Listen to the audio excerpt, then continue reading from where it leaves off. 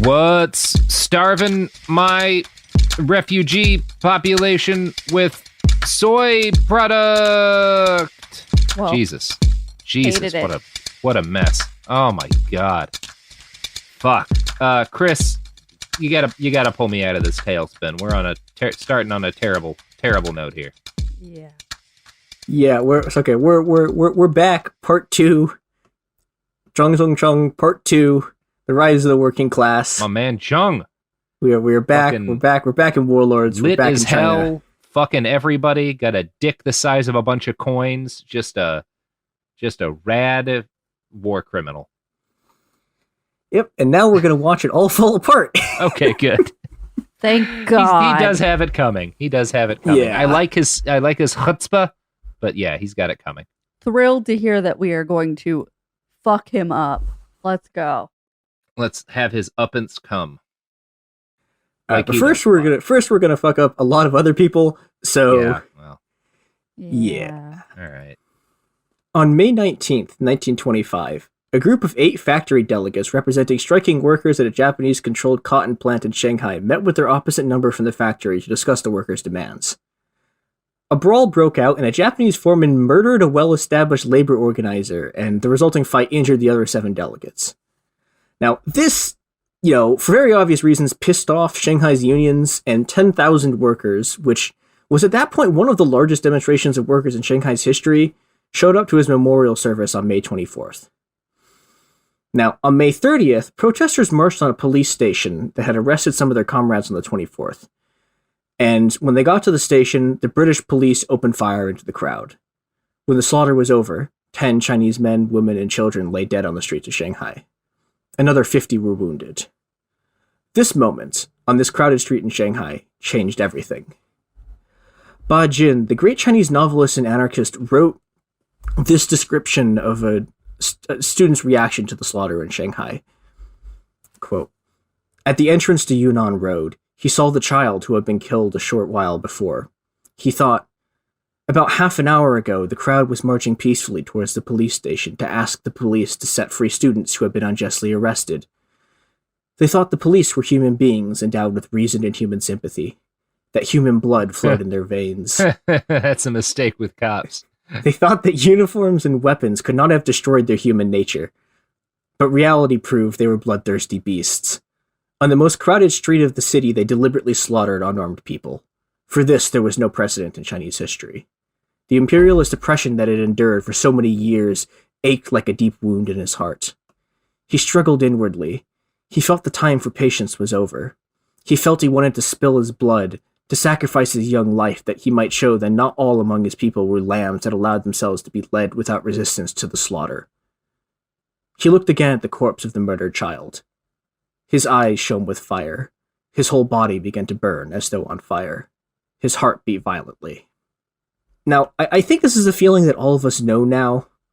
Just the sheer breathtaking rage of seeing the police murder a child, or seeing a child's corpse lying dead on the pavement. And yeah, that is now a universal thing for sure. Yeah, and I want to pause on that feeling for a second. I want to pause on the rage, on the grief, on the sort of the raw and mounting horror of the realization that the cops murder kids in the street.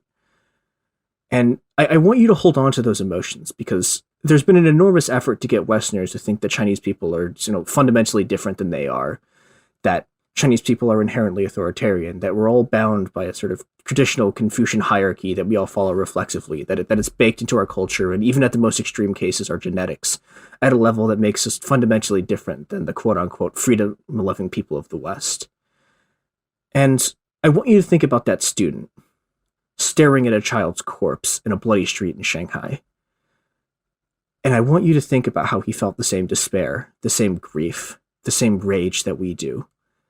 And I want you to remember this single lesson, without which you cannot understand what is about to happen. They are like us, and they fought like hell. Immediately after, 200,000 workers joined the largest general strike in Shanghai's history. The next day, the Communist labor organizers founded Shanghai's General Labor Union, or the GLU. 117 unions joined almost immediately. Every part of Shanghai society moves. Chinese business owners, so outraged at the imperialist murders that for a second their class abandoned them, contributed to their strike funds and took to the streets themselves. So did Shanghai's incredibly powerful organized crime gangs, the Green and Red gangs. We're going to get into more of them in a bit. Zhang Zongchang and Zhang Zhuling sent troops to suppress the uprising, but even their troops couldn't hold the city against the power of the entirety of Chinese Shanghai. A new force had taken the stage of Chinese history, the Chinese working class. It had driven all other classes into the streets and pitched them into open battle with the police and the warlords. It had, in a single day, transformed Shanghai from the playground of the British, French, and Japanese imperialists into the capital of the Chinese working class. Now, yeah, Robert, I don't know if you've read anything about Shanghai or just anything about any large city that was written by a British dude before about 1945. They inevitably call any sort of large city in the East the Paris of the Orient. Yeah. Now, Shanghai is one of the cities that's famously called this, and on May 30th, the meaning of those words changed completely. With this uprising, Shanghai, did finally become the 20th century's Paris, in that after May the 30th, it was to go into full-scale armed revolt 5 more times in the 20th century. Jeez. Shanghai's working class, in every way the equal or even the superiors of the Parisian mobs, would single-handedly drive the warlords, the nationalists, and the communists alike from the city. Fuck yeah. Hell yeah, Shanghai. Yeah. It's incredibly impressive. Yeah, I had no idea any of this had happened, actually. Yeah, it's really, this is one of, sort of the lost stories of the 20th century, which is the story of Shanghai becoming indisputably the world's great revolutionary city in the way that sort of Paris was in the 1900s. And this is because it starts because a fucking cop kills a kid. Yep. And I think that's as an entry point is helpful because, there's a tendency to sort of to turn this whole period into something that was inevitable by class forces or whatever, that, this is some kind of weird historical object, or that the communists were behind all of this. And it's no, people go on strike, people are in the streets because they watched, they saw the physical bodies of children in the streets that had been killed by the police. Yeah. And these had all been people who had been dealing with Zhang and his bullshit and the other warlords and the violence and brutality that they carried out for a while. And it just, I guess, seeing a dead kid, there is something about that you're just well, this is too much. I've been pushed too far. We've all been pushed too far. It's time to fuck some shit up. Yeah. And the other thing about this that I think is really important is that they're not killed by Chinese police or Chinese soldiers. These are originally, it's a Japanese foreman, and then it's British police. Yeah. And that part of it just it drives, we can, it starts this revolt that just spreads like wildfire. And, within a couple of days, there's a huge protest in another city near Shanghai, and the British open fire into the crowds with machine guns. They kill another 8 people. Jesus. And this brings more people into the street. Within 3 days, the revolt spreads to the north, and there's 30,000 students and workers on strike in Beijing. In nearby Tianjin, there's 200,000 people show up to a protest. And Tianjin, this is the center of the power of the warlord armies. And it's there in August of 1925 that the movement sees its first real defeat. Zhang Zhuling's armies, working with British intelligence, and this is another thing. So there's a complicated relationship between the imperialist powers and the various warlords. They'll sort of back factions. Zhuling's very often accused of being a sort of a stooge of the Japanese imperialists, and it's not quite true. He is supported by them, but he just sort of disobeys them. But the one thing that happens immediately is that anytime one of these strikes happens, all of the warlords and all of the sort of imperial powers just lockstep. And yeah, in August, Zhuling's armies and a certain group of White Russian mercenaries, with whom we are now all familiar, retake the city and slaughter dozens of workers. But even this doesn't stop the revolt, and it continues to spread into the south. In the nationalist heartland in Guangzhou, in the very far south, workers massed on the border with British-occupied Hong Kong. The workers of Hong Kong rushed to join them. Now Hong Kong is somewhat unique among Chinese cities in this period, in that there have been general strikes going on in Hong Kong, since the 1800s. And just 3 years before this, there's something called a massive seamen's strike, and I found this sort of yeah. I was just gonna go past it. When I wrote that, I knew this was gonna happen. Yeah. Yeah, I found this great description of it in LibCom though, which I think is also useful to understand the effects of the later strikes. And so it goes, quote, "Disaster for the bosses. Not only rail workers and stevedores, but bakers, cooks, clerks, coolies, and servants joined the strike. The ruling class now had to cook its own food and queue to buy it. No clothes were washed, no shirts were ironed. Ministers had to wander government buildings, delivering their own messages, but there was no one to carry out their orders. The army was called out and commandeered food in vehicles. Workers were pressed into forced labor. With their workforce disappearing, the bosses banned anyone from leaving Hong Kong, which meant no one could visit the graves of their ancestors in China. A fearful thing. A freedom march against the ban led to confrontation, riot, and massacre. With the colony descending into, dare we say it, anarchy, government crumbling and business losses mounting, merchants lost $500 million during the strike, a massive sum. The bosses capitulated." Now, that strike had I think, about 100,000 people in it, and it pales in comparison to what's going to happen now. This is the beginning of what's called the Canton Hong Kong strike. On June 23rd, 1925, British police officers opened fire into a crowd of 130,000. They killed 52 people. Christ. Yeah, including 4 children younger than 16. Yeah, this is surprise bastard imperialism. Yeah, I mean, it always finds its way in. Yep.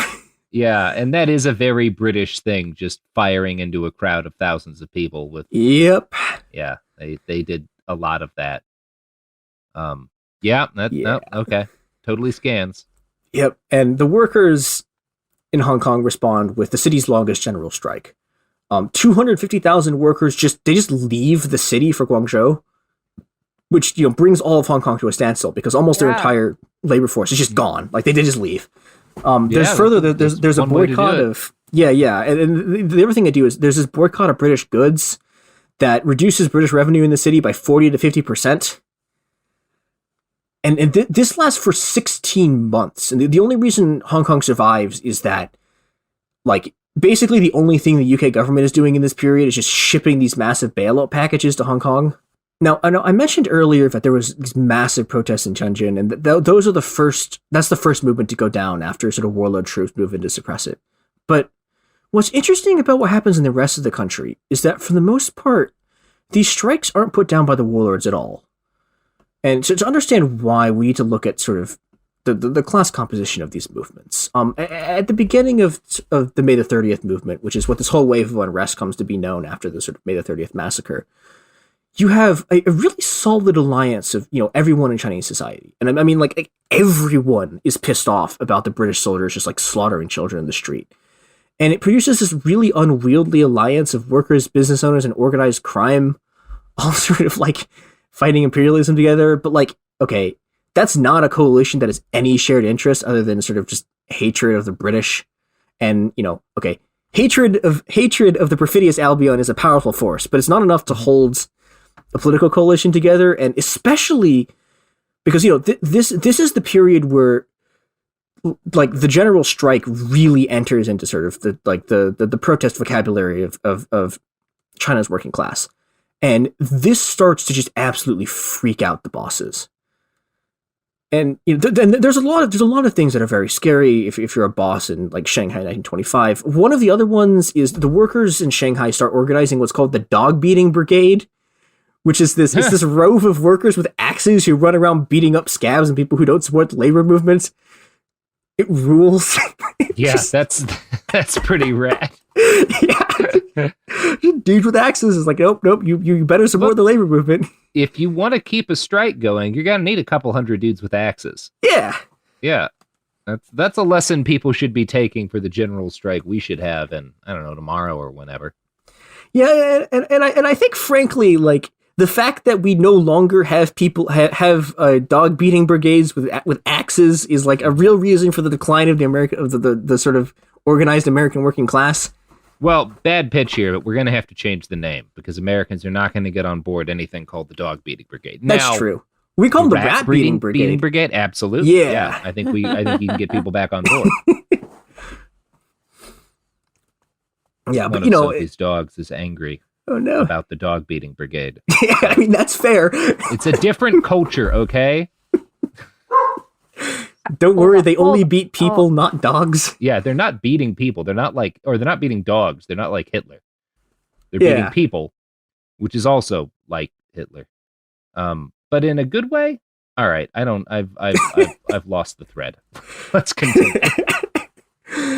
Now, a big reason for the sort of level of militance and for the level of organization that the workers of Shanghai have is because both the Communists and the Nationalist Party have allied with Shanghai's powerful Green Gang.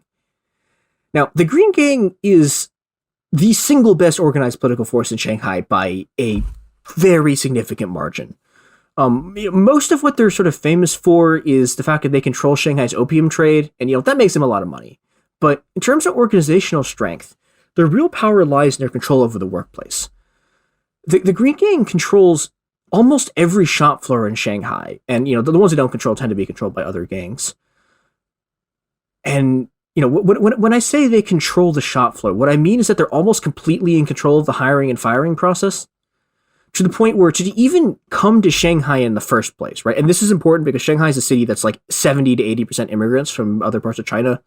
So it's based almost entirely on migrant workers. And to even get into the city, you have to have someone who's in the gang to like vouch for you.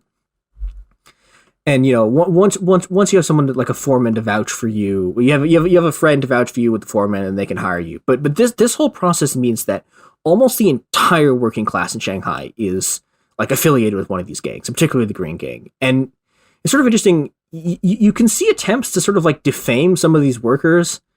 That people will go be like, oh, they're affiliated with the gangs, and it's like literally every worker in Shanghai is affiliated to some extent with a gang because that's the only way you can get a job.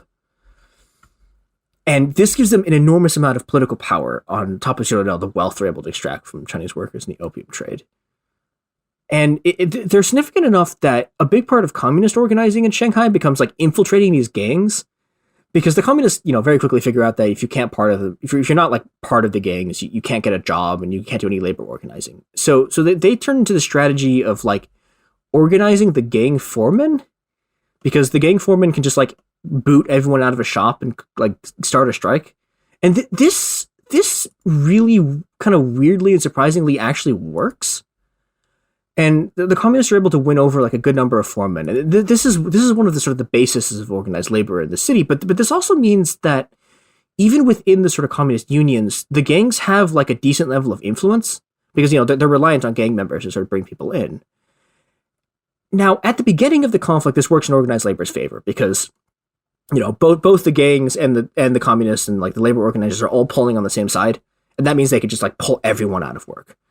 But as the strikes go on, the largely communist-controlled General Labor Union grows more and more powerful. And the Green Gang looks at this and starts to get worried about, like, organized labor creating an independent base of power, which is a real threat to the control of the workplace. And they start looking for allies to put the strikes down.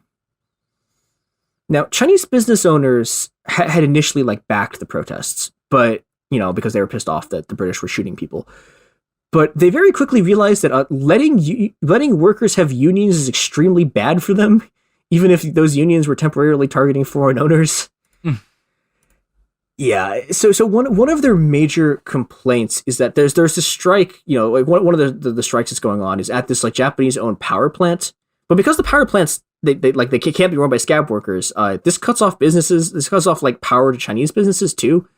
So the business owners get pissed off, and they get together with the Green Gang to try to like start ending the strikes.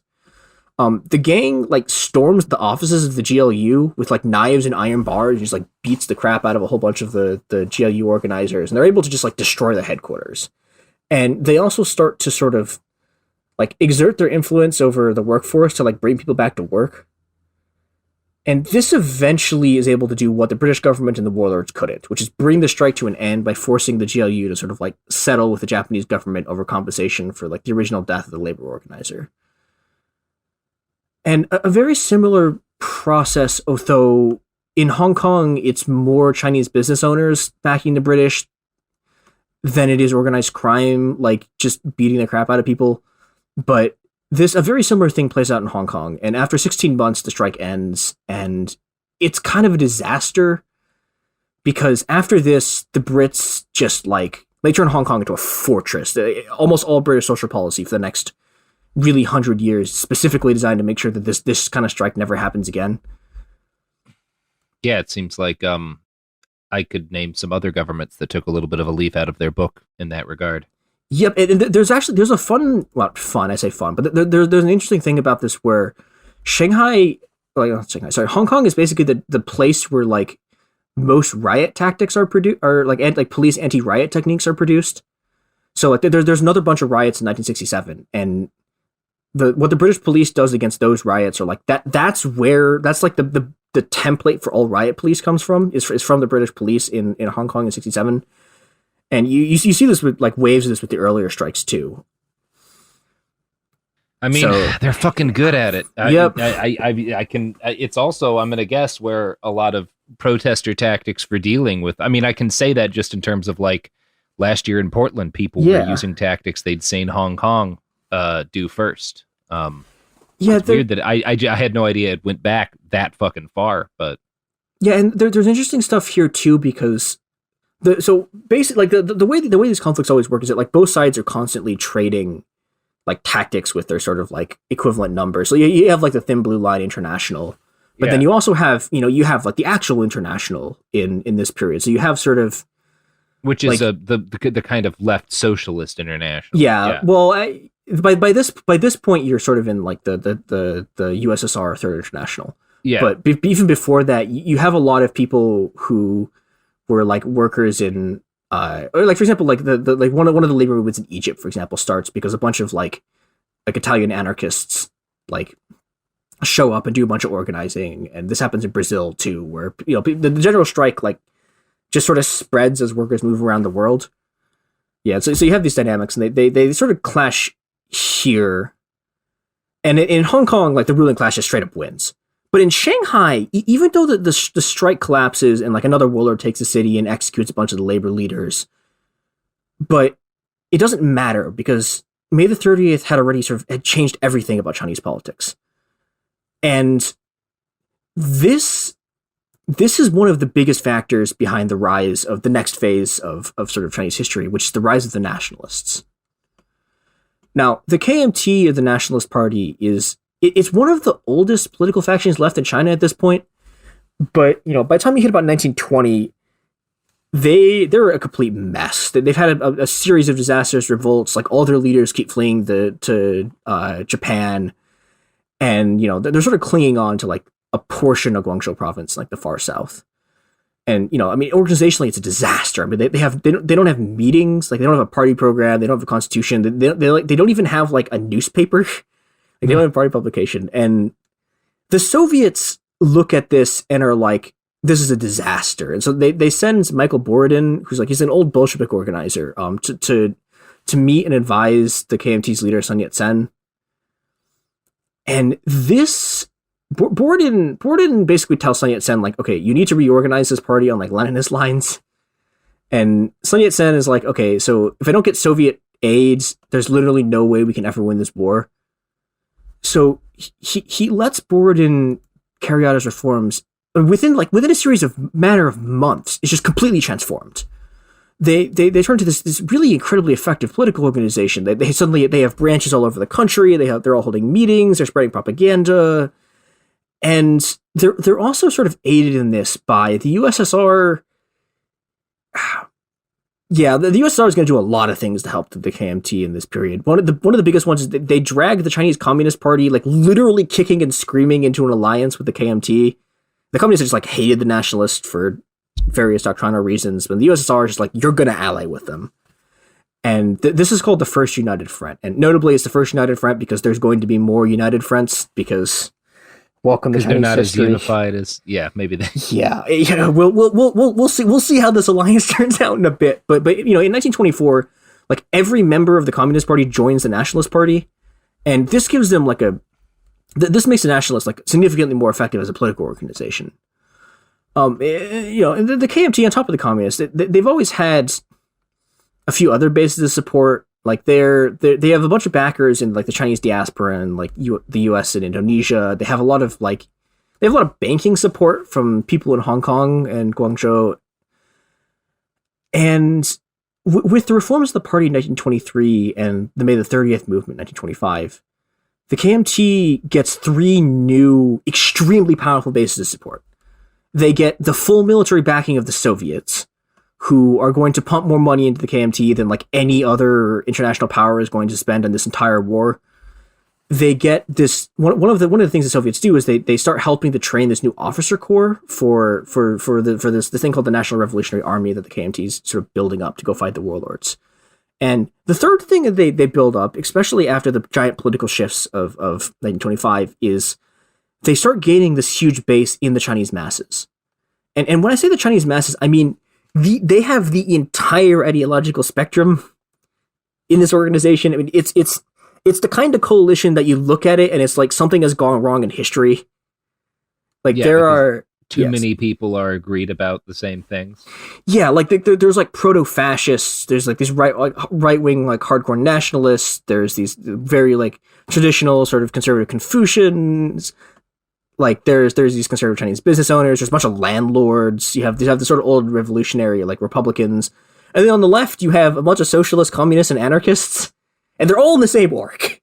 And this is, you know, you look at that coalition. It's like there's no way that like the fascists, the landlords, and the communists are like all going to be on the same side of this by the end. It makes me think a lot about some of what you saw in Fume after World War I, where you've got these anarchists and these communists and kind of just like all of these different people. And there's a similar like Fume, which we talk about in our Gabriele D'Annunzio two-parter, which was like this city in Italy that was taken by this madman artist, kind of proto-fascist guy, but like a bunch of people on the left and the right kind of started engaged in this utopian project there for about a year. And it was a reaction to the chaos and the violence of World War I and the fact that like all of these powers in the region, these great militant powers, had completely fucked society up. And I think you're seeing the same thing in China. These like the old government is gone. These warlords are not helping anybody but themselves. They're just like fucking and drinking and murdering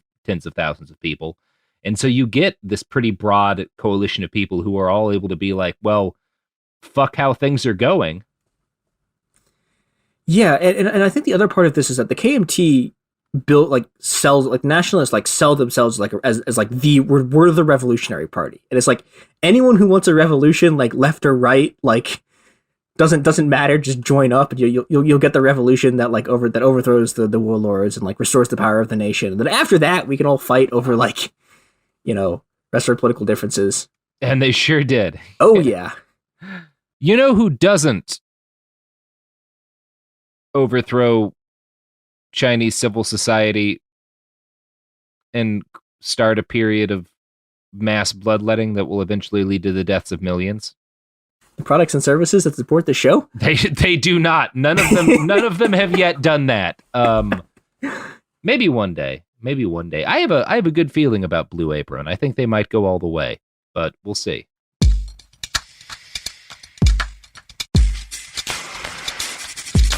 Oh, and we're back. All right, let's continue. So the Nationalists have one more powerful base of support, and this base is one of the few bases that goes from like their origins in the early 1800s, or the late 1800s, to like after they're the government of Taiwan. And this base is organized crime. Now, a lot of historians don't really want to touch on this, and there's a good reason for that, because up until the 90s, it was genuinely extremely dangerous to write about the KMT's ties to organized crime. It's bad enough that there's a Taiwanese journalist named Henry Liu who writes an unauthorized biography of like Chiang Kai-shek's brother, who's like the president of Taiwan. He writes an unauthorized biography, and he gets assassinated by the KMT in California in like 1982. Oh wow! Yeah, like it's so bad. They get around. Yeah, and they have a whole international network. They have all this sort of opium and heroin distribution. Sadly we don't have enough time to do this whole story. because it's a whole thing. But needless to say, one of the big ways that the KMT, especially the KMT's right wing, funds itself is that they're just like up to their asses in the opium and the heroin trade, and they have really deep ties to organized crime in ways that are going to be very important in a second. Now, the KMT left also has ties to organized crime. Like we talked about, like the communists and like the sort of left nationalists are affiliated with like the Green Gang and Chinese organized crime because they have to for labor organizing. The KMT right is just they just are the opium trade. Hell yeah, they are. Yeah, so if you remember back last episode, Zhang has a nationalist general named Chen assassinated. Yeah, that guy was the head of the Green Gang at the time. And a large part of why he thought he could just like go back to Shanghai and start a revolution was that he was in control of the Green Gang, which means that he had control of the Green Gang's opium apparatus, but he had control of the Green Gang's like labor apparatus. And so he was like, well, okay, I can like start a strike and then there'll be an armed revolution. I could take the city. And it doesn't work because Zhang like kills him, but this is the level of ties between the KMT right and organized crime. Like Chiang Kai-shek pledges his loyalty to like a later Green Gang leader in Shanghai. And Chiang Kai-shek, for those of you who don't know, Chiang Kai-shek is by the end of this story, Chiang Kai-shek is going to be the single person in control of the entire Nationalist Party, and he has pledged loyalty to a member of the Green Gang and makes another Green Gang guy the head of Shanghai's director of opium suppression, which is extremely fun. I would disagree with that. I think opium should be allowed to thrive in the open marketplace, and most importantly, in my refrigerator. But please continue. Well, admittedly, so does Chiang Kai-shek, which is why I the have opium no issues guy. with Chiang Kai-shek is what I'm learning.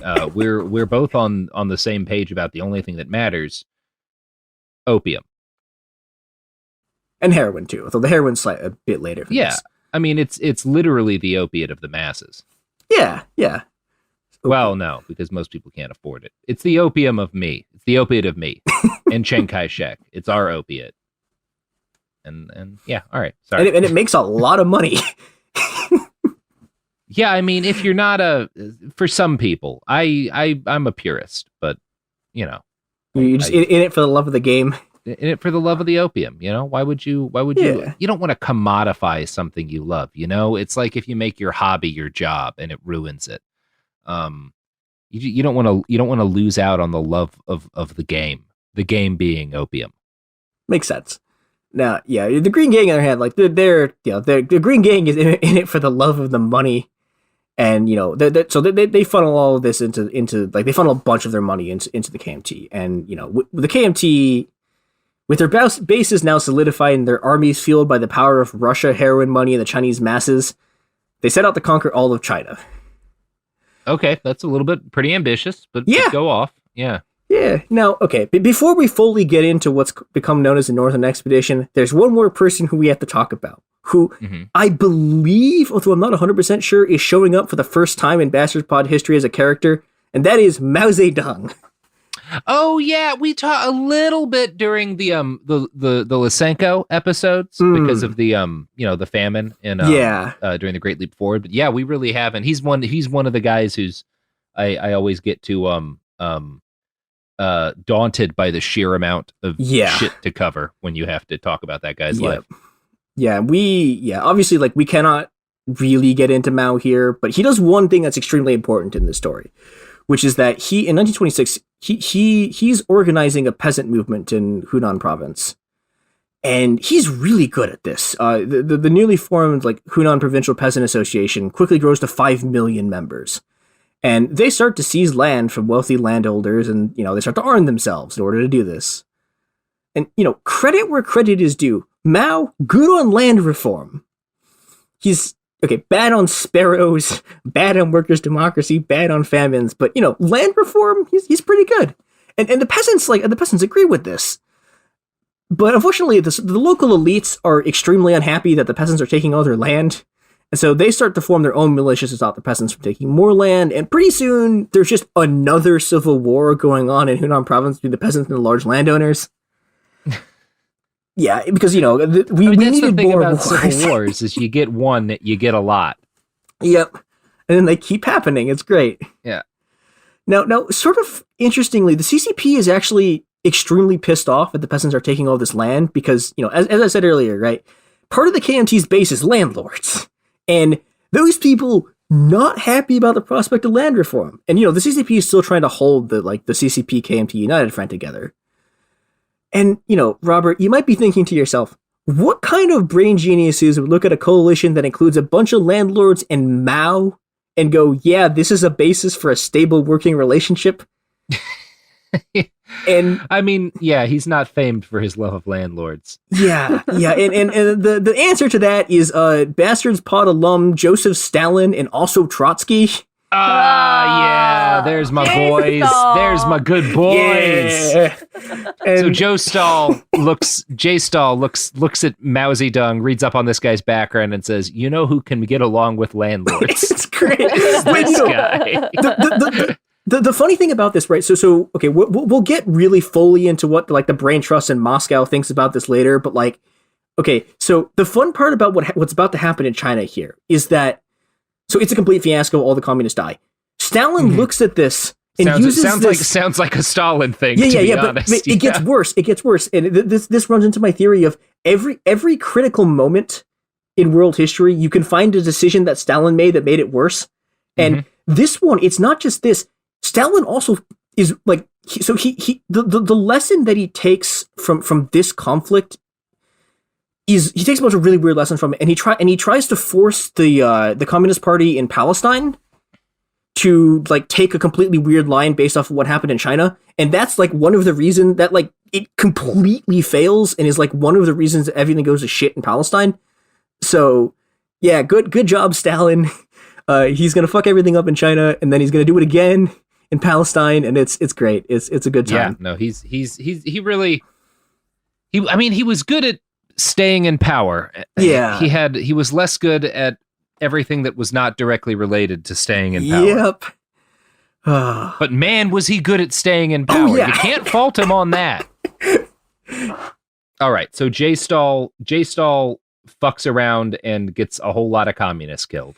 Yeah, well, we'll get to all of them dying in a bit, but okay, good. The problem at the moment is that once the peasants get a taste for land reform, they just start doing it themselves, and the CCP tells them to stop. And the peasants are like, "No, we're going to take this land now." And as this escalates into a full scale civil war, this starts to create this huge rift. There's a few other things that are happening too in this period. There starts to be sort of these huge battles between the CCP and the KMT's left and the right wing of the KMT, and everything Mao is doing is just sort of escalating this. Now, the other reason I bring up Mao is that I think there's more similarities between Mao and Zhang than you'd expect. They're both men who were born on sort of the outskirts of Chinese society, who are both they're both sort of nobodies until they're swept up in the tumult of early 20th century revolutionary politics, and basically by sheer chance, they go on to become extremely important historical figures. Now, most importantly for our purposes, Mao and Zhang are probably the two most famous poets in China in this period. And I don't think a lot of people know this about Mao, but by an incredible quirk of history, Mao is one of the great Chinese classical poets. If you study Chinese poetry in university, you read Mao. He's that important of a figure. That's also true of Stalin. He didn't write nearly as many poems, but he was a very well-regarded Georgian poet, and they're both leaders of the two big communist parties. Yeah. That's I mean, I don't know. Maybe there's something about controlling an all-powerful party apparatus that also makes you good at meter. Actually, that does kind of make sense. Okay, I can see it. So we've developed the let them go to art schools theory of fascists, and now we're developing the never let the poets have. If you see somebody writing a poem, just start hitting them. Yeah. I do think Mao is I think he's a really interesting example of this. There's a famous Stephen Jay Gould quote that goes I'm somehow less interested in the weight and convolutions of Einstein's brain than in the near certainty that people of equal talent have lived and died in cotton fields and sweatshops. And Mao is one of those people who very easily could have died just a completely unknown peasant, and instead he becomes a world-renowned poet. It's and some other stuff. Yeah, just a shame that he also wound up being Mao. Yeah. He does a couple of things in his life, old Mao. Yeah. Now, and this is important for our purposes.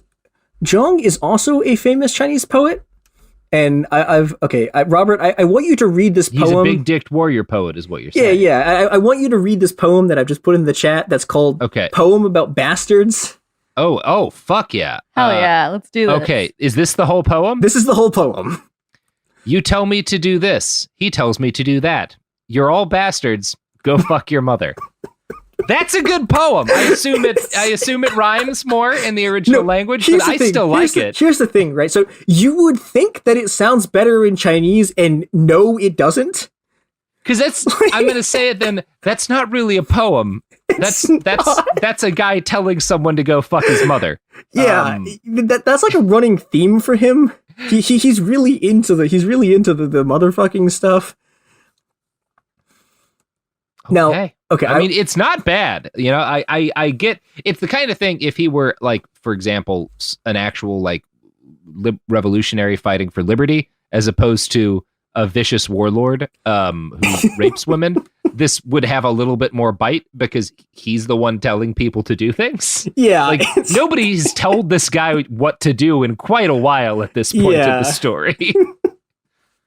No, he writes a lot of poems. I'm going to do one more because it's great, and so this one has a story behind it. So in 1927, we've talked about this a bit. There's this big drought in Shandong, and so Zhang goes to like a local temple of the Dragon Emperor, and he prays for rain, and he writes this just spectacular poem about the ordeal. The Dragon Emperor is also named Zhang. Why does he make life hard for me?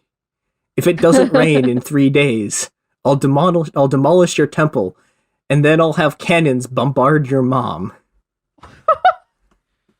Can't cannons bombard your mom? Your mom. I will shoot your mom. Is the gist I'm taking out of with that poem. With a cannon. You know or what? Two. Solid flex. All right. Well, you know, and here's the fun part about this. So he writes this poem while he's waiting for 3 days for it to rain. It doesn't rain. So he goes back to the temple, and he there's like a mass of people praying to this idol of the Dragon Emperor. He like walks up to the idol, slaps it, and yells, "Fuck your sister! How dare you make Shandong's people suffer by not giving us rain?" And then he brings a bunch of cannons up to the temple and just starts shooting them at the sky to bombard the heavens in what I can only read as one of the earliest attempts to attack and dethrone God. Now, the next day, it rained. And I will let you all make of that what you will. I mean, we're in the middle of a drought in Oregon here, so I may steal that one. I may steal a couple of things from this guy. I'm going to be entirely honest. I'm going to steal a number of things from this guy. Hey, shoot cannons at the sky, it'll make it rain. I already do like shooting at the sky. I mean, there are some I mean, that's something China does today, right? Like there's some attempts to kind of like seed. Now it's not just shooting guns at, but like to seed clouds in order to kind of bring rain on. Like that's a thing that gets done. Yeah. And there's a theory. I don't buy it. Although again, I'm not a chemist, but there's actually a theory that like, because of like the residue on the gunpowder or something of the cannons, that like this like replicated the effect of the cloud seeding stuff. And I mean, it says that, I'm just looking this up now. It says they use silver iodide rockets, and it looks like the actual science on this is kind of not settled. I certainly don't know enough to say whether or not it is, but I could see how silver iodide could also be a byproduct of firing cannons in the sky. Yeah, I mean, weird things happen. I don't know. Sure. What I'm hearing is that to deal with this drought, Oregon needs me to start shooting at the sky. I mean, isn't it legal to just like wheel cannons around? Like, there's no law against cannons at all that I'm aware of. Yeah, in most states, they count as a curio and relic, which means they're unregulated. Oh, this is okay. As long as the ball they fire does not itself explode, I'm fairly certain you can do anything you want with a cannon. Now I'm having a series of visions that involve you in a bunker with me too. Me too. A bunch of cannons. Yeah, I'm starting the GoFundMe right now. Yeah. And GoFundMe several cannons so that Oregon will have a rainy season again. Hey, Robert, you know who else will fund you? Wow, that was a good one. I mean, they absolutely do. That was a good one. That was. Good job, Sophie. Yeah, the products and services that support this podcast, and they have bought me a number of things that are similar in nature to cannons. Anyway, here's ads, motherfuckers.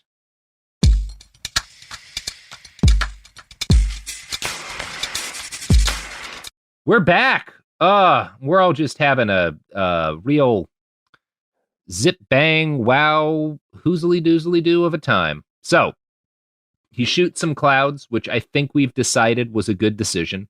What's next? Yeah, so okay. Unfortunately, or fortunately, depending on whose side you're on, this is shooting guns at clouds is not the only thing the Nationalists have been doing in this period. And it's not the only thing the Warlords have been doing in this period either. So the Warlords look south and are like, okay, this is a large army with a lot of Soviet support. We need to sort of, we need to start getting ready to fight them. So in 1926, Zhang Zongchang and his allies formed something called the National Pacification Army, which is the best explanation of it I can give is that it's like the United Front for warlords. It's like all the warlords. So class solidarity for guys with armies. Yeah. But it's kind of remarkable because all of these people hate each other and have spent the last what is this? This is 26 by now, so 10 years just murdering each other over nothing. Mm-hmm. But when their ass is on the line, they come together and they have shared interests. Yeah. And so you get Zhang Zongchang, and the Jade Marshal Wu Peifu, who is back after somehow managing to pull together enough of his territory and his troops to be a kind of significant power again, but is now fighting on the side of his former rival and the man who sent him into exile because warlord period. And they at first look like a pretty formidable army, but they're immediately weakened when Wu Peifu, who really this man should just honestly be called the Marshal of getting owned by his own subordinates, because so he goes to fight the Nationalists, and then his army immediately collapses because he's betrayed by one of his generals again for the second time in 2 years. Yeah, class solidarity only goes so far when your class is guys with armies and no conscience. Yeah, and and this is the other thing. The single best strategy that you can possibly have in the warlord period is to defect. Mm-hmm. Now, this leaves the warlords in a pretty bad position.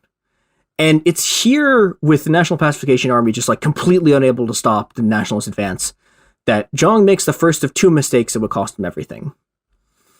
So Zhang had been given two jobs by Zhuo Ling.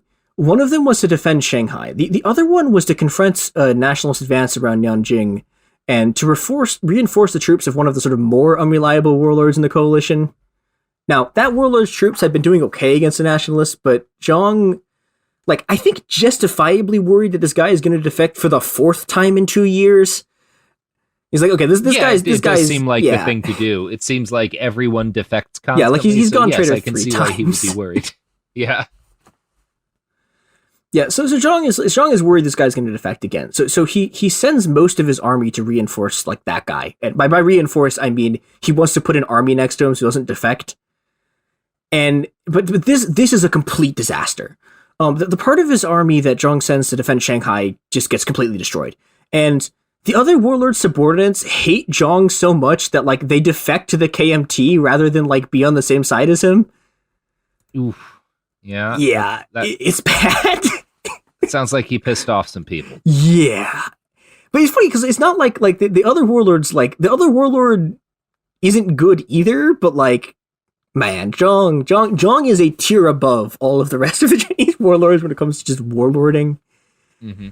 Yeah, I mean, Zhang, he wins the battle at Nanjing, but it's the definition of a Pyrrhic victory, because in the middle of all of this sort of inconclusive fighting, the workers take Shanghai. Now, that's exactly where you don't want the workers if you're this guy. Nope. So to understand what this means, or how this happened, we need to go back a little bit. So after the general strike in 1925 ends, the General Labor Union and the Communists, they start working on this plan to take the city. And they make their first attempt, which is called the First Armed Uprising, in late 1926. This doesn't work at all. It's a complete failure. And here you get to see just the unbelievable brutality of the warlord governments. I'm going to read this passage from the delightfully named Hans J. van der Ven's book called War and Nationalism in China, which describes the aftermath of the failed First Armed Uprising. Okay. A judge went about the streets, accompanied by someone carrying a shield with the martial law text on it. Anyone suspected of revolutionary activity, even something like leafleting, was executed on the spot by 2 broadsworded executioners, after which their heads were displayed on bamboo pikes. Smith recalls a story that one street hawker, shouting, "Buy my cakes," was stabbed by a soldier who thought he was crying, "Defeat the army." Several hundred people were killed. I don't speak Mandarin or any other languages but English, which I also barely speak. In the language this guy was speaking, does "buy my cakes" sound at all like a little defeat bit? The army? Okay. It's kind I'm of just wondering similar. how plausible that is. Like, it's kind of similar, but like, it's not. I don't know. Like, it's similar enough that like I can like I'm pretty sure this happened. It's not okay, similar it's an oopsie enough. doodles then. Yeah, but it's not similar enough that like anyone who's not just completely hyped up on murder is going to mistake them. Well, I mean, look, if you've never murdered anybody, it's a hoot. I don't know where I was going with there. Please continue. It's very scary. Yeah, Robert, what? Sophie, you know the motto of this podcast is ABM, always be murdering. No, it's cut what Robert says so I can keep my job. Yeah, that is the motto of the podcast. And thank you. Let's move right along. Now, in the face of all this violence, it is a genuinely incredible testament to the raw capacity the raw power of our capacity for resistance, that this doesn't work. Like, people see their friends, their neighbors, their co-workers, their families decapitated in the street and impaled on pikes. And the next month, they do it again.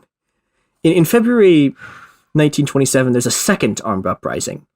300,000 workers, undeterred by the possibility that they too could end up on a pike, staged what was to that point the largest strike in Shanghai's history.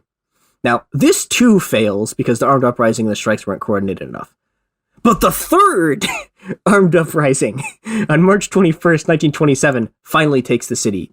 See, guys, third time's a charm with armed uprisings. Yeah. We did one, and that's all I'm going to say on the matter. And that one was barely armed. That was barely armed. Yeah. I mean, one side was very heavily armed. Yeah. Now, 800,000 workers just blow all previous records for the largest strike in Shanghai history out of the water. And, yeah, that's a protest the size of the city I live in. Yeah, and the warlord troops, like, somewhat understandably, just, like, flee rather than face them. Yeah, that makes sense. Again, I've seen cops do that. Yeah, So, I imagine they felt pretty good. Yeah. Unfortunately, unbeknownst to the triumphant workers, who were in the process of setting up an elected citizens' government to run the city, they had already been betrayed. Oh, well, yeah, that also scans. Yeah. As March turned to April, open battles between the left and right wing of the KMT were raging across China. Yeah, here we go. The right wing of the Nationalists began to slaughter workers everywhere they found a union. But even as their nominal comrades fell to the machine guns, communist and left KMT leadership told the workers of Shanghai to let Chiang Kai-shek's army into the city. The workers greeted the Nationalists with jubilation. Chiang, on the other hand, immediately went to go meet with the head of the Green Gang, the guy he'd pledged allegiance to several years earlier. And with weapons provided by the French and intelligence provided by the British, the Green Gang and the Nationalist troops began to slaughter the striking workers. Now, the workers' armed pickets fought back, and 200,000 workers went back on strike, even in the midst of the confusion of the sort of nationalist-communist split. But disorganized by the surprise attack, and with right-wing nationalist troops already in the city, the workers were defeated, and Chiang Kai-shek's first white terror had begun. And I say first here, that's very important, because Chiang's going to do a second white terror in Taiwan in the late 40s, but that's another story for another time. By the end, seems like a nice guy. Yeah. Oh boy. But by the end of the purges, somewhere between 300,000 and 1 million people lay dead in the dirt at the hands of men their leaders had told them to trust. The source of this disaster was Moscow, which, by the structure of the Leninist Party and through the discipline of the Third International, maintained near total supremacy over the communist political line. It had been Moscow that had forced the communists into the alliance with the Nationalists in the first place. Moscow and their handpicked leaders that had told the communists to stay in the United Front as it collapsed around them. And now, as the situation continued to worsen, the surviving communists waited with bated breath for the master stroke from Moscow that could save them from this disaster. What they got was Stalin and Trotsky bickering. Yeah, that also completely scans. Yeah, the order from Moscow, I'm going to read some of the provisions of it because it's completely incoherent. So the order is, you have to ask the peasants to start doing land seizures, but also you must prevent them from taking any land from any soldier, which is like a lot of the land is just owned by soldiers. And then also simultaneously, they're supposed to raise an army of 70,000 communist troops, but also, that's like an independent communist army, but also stay in the Nationalist Party and the United Front, but then also, while being in the Nationalist Party, oppose Chiang Kai-shek at the same time. It's the assembled leaders, as Elizabeth Perry describes in Shanghai on Strike, quote, didn't know whether to laugh or cry. The head of the CCP described the telegram as, quote, taking a bath in a toilet. Yeah, so Moscow, in the final critical hour, had delivered nothing but ruin. And in the years that followed, almost the entire urban workers' movement will be annihilated. Yeah. Yeah. Yep. Folks, this is why, don't have an organization that can be entirely destroyed because Stalin and Trotsky were bickering. Bad organizational structure. As a general rule, one of the things we advise our listeners is don't trust Stalin. Bad idea. Anything. Don't rely on Stalin. I know a lot of our listenership are in 1919 Russia right now. Yeah. But it's not going to end well, guys. Don't trust him. Don't try to outdrink him. You know. In fairness to our listeners in 1919 Russia, pretty much no matter what you do, it's going to end badly. So just, I don't know. Go to Ukraine. Ukraine seems like it's just going to be a solid upward trajectory for the next, 100 years. Famously, a country having a great time has no problems ever.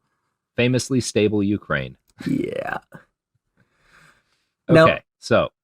Yeah, so in the chaos of this, the next Chinese Civil War, it's called the Chinese Civil War, but there's already so many civil wars. So the next Chinese Civil War between the Nationalists and the Communists should have been a godsend to the warlords.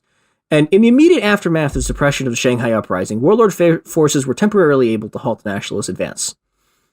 But then disaster struck. After one of his allies suffered a devastating defeat, Zhang was ordered to invade Henan province. And I want to make clear here that what's about to happen isn't entirely Zhang's fault. Zhuge Ling refused to send him any reinforcements, and so Zhang is left to attack this whole province by himself with only one just incredibly unreliable minor warlord as his ally. Now, his ally almost immediately proceeds to make just a series of incredibly reckless attacks, and is just destroyed by Nationalist counterattack. And in response, Zhang makes the single largest tactical blunder of his entire career. He launches this massive full-scale assault on Kaifeng, and it's just completely destroyed by the Nationalists. And the Nationalist counterattack kills not just his troops. This attack kills a pretty good portion of his senior commanders, which is extremely rare in battles in this period. You almost never lose your senior commander, but he loses a bunch of them. And he also loses 4 of his 6 beloved armored trains. Several of them... No. Yeah, he loses the armored trains, and a bunch of the White Russians, get slaughtered when a bunch of Chinese... Yeah, pissed off Chinese people, they finally managed to cut off, the rail lines, and they just, walk into the car and just, murder all the White Russians. I'm fine with that, more or less. Yeah, good on the Nationalists. One of the few times I'll ever say this, but good on them. Yeah, I'm fine with that. The trains, though, they Yeah. didn't do anything Well, to hurt okay, but anybody. when I they say- did hurt a lot of people, but there were trains. Yeah, but here's the thing. When I say lost, I mean they were like they're all captured, and because armored trains, okay, yeah, we're fine. Look, Yeah, the trains armored don't care trains- who they're killing, Yeah. as long as they get to kill. like They kill some of these trains are like on their 7th owner already, so Mhm. yeah, they're gonna the trains will be in service until they're destroyed by the Japanese in 1931. Yeah, they were the Toyotas of their day. Yeah. But unfortunately, yeah, without his trains, Zhang is in a bad spot. He's able to sort of cobble together some of his army, but like this is not the army that like the baby squad had led in 1924. This is it's completely demoralized, and without the trains, very important. The speed of the trains is what basically allows him to counterattack, and a lot of Zhang's success had been from just sort of like being able to outposition and sort of outmaneuver his opponents. But when he returns to Shandong in 1928, he can't do this anymore because the trains are gone, and he instead digs this like giant series of trenches. Is like in this like he has this determination, just like he's gonna fight this out, and the Nationalists just go around them. They Maginot his ass. Yeah, they attack him from behind, and his army's routed again. And Zhang attempts to flee to Manchuria with the remains of his army to continue the war, but Zhang Zhuling, his army sort of likewise in shambles after a series of defeats by the Nationalists, gets assassinated by the Japanese in late 1928. And this is a problem for Zhang because control of Manchuria passes to Zhuoling's son, who very quickly looks at the map and is like, the Nationalists have taken literally all the country except for Manchuria. They're going to win this war. And so he starts preparing to flip sides, and but because he's preparing to like flip sides, he refuses to let Zhang into Manchuria. Zhang like tries to fight his way in, but he can't do it. And so Zhang, as like he's basically like one of the last like warlords standing, makes this like heroic triumphant final stand with his back to the Great Wall of China, and his army is promptly completely destroyed by the Nationalists after his White Russian mercenaries defect. And he flees to he's able to he turns like right before he loses the battle, he turns the city over to the Japanese and then flees to another Japanese controlled part of China. And so for like a few months, Zhang's like kind of out of it. But in 1929, Zhang, apparently still very much believing that this was all a temporary setback and that he was in fact still going to do this, they'd all been temporary setbacks before. Yeah, so. So you can't fault him. It's like, whatever. If Wu Peifu can come back, like, yeah, maybe he can do it too. So, and he a bunch of his so when the Nationalists take Shandong, they do like basically a version of debathification, except they do the worst of both worlds, where they put like Zhang's subordinate in charge of the province as the warlord, but then also they fire all of his troops. So you have a warlord still ruling Shandong who everyone hates, and then also all of these troops are just like doing the Ba'ath Party thing where they've just been fired and have no jobs. And so in 1929, Zhang like returns to Shandong province with two of his former allies and some backing by the Japanese, although it's sketchy to what extent that exactly how much backing he got from the Japanese is unclear, but he seems to have gotten some backing, and he starts a rebellion with his former troops. Tens of thousands of his ex-soldiers flock to his banner, but he's eventually defeated and forced to flee, like so many before him, to Japan. Now, Zhang spends about 4 months living quietly in Japan until a cousin of the last Chinese emperor, who seems to have pissed him off by sleeping with one of what are now being called Zhang's wives. Zhang just gets extremely mad at this guy, and so one night he's sitting like next to the window of his hotel room when the guy walks into the garden below him. And I'm gonna read the description from Time because it's one of the most incredible things that have ever been printed. This is from Time. Quote, "At that moment, a pistol which Marshal Zhang happened to be holding happened to go off. The bullet happened to strike the prince in the back, happened to kill him. Zhang claimed this whole thing was an unfortunate accident." It happened to have been an shady unfortunate prince. accident. This is like, Oh, God. it's like the most It's the single greatest example of they can't say he shot this guy that I've ever encountered in a media organization. Yeah, that's amazing. Yeah, and you know, the other incredible thing about this is that, okay, so he has just clearly murdered a dude. He has told the police that he was sitting on a balcony and that he fired a bullet and it happened to go off. And the Japanese police, after, again, murdering a dude, are just like, yeah, whatever, just pay a $150 fine. It's amazing. Yeah, he really did just Cheney that guy. Yeah, he like Cheney's him, and then like, you know, this is like, I don't know. This is some just like incredibly weird, corrupt, petty police stuff too, where it's like, yeah, you murder this guy, but like $150 fine, it's fine. Mm-hmm. Yeah. Well, no, that's fair, because like the $150 was like, I don't know, worth a human life back then. I mean, okay, to be fair, this guy is a cousin of Puyi, who's like one of the great world historical monsters. Mm-hmm. Our arch traitor to mankind, like enemy of all humanity. Not? So, you know, he's related to him. So yeah, $150. It's fine. Yeah. I mean, honestly, if we developed a system of murder penalties where it was based on how shitty the person you shot was, yeah, why not? Yeah. So, you know, having escaped this, Zhang, you know, he lives a fairly uneventful life with his mom and his, quote, wives for a few more years until the Japanese invaded Manchuria in 1931 to destroy our precious armored trains. Mm. Now, Zhang saw yet another opportunity to make a comeback, and he travels to China in 1932, touting his ability to lead the anti-Japanese resistance.